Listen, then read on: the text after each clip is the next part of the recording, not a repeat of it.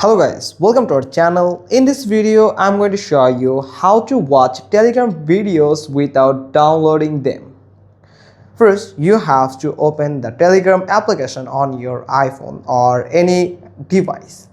Then, if you are an iPhone user, then you have to click on settings, this gear icon. Now, scroll down and you will find data and storage. Simply click on it. Then in this data and storage section, you will find automatic media download, where you can turn off auto download media by using data or using Wi-Fi. You can turn off for both. One is for data, the mobile data, and another is for mobile Wi-Fi. So make sure you just toggle off this option, and you must need to toggle off for Wi-Fi too.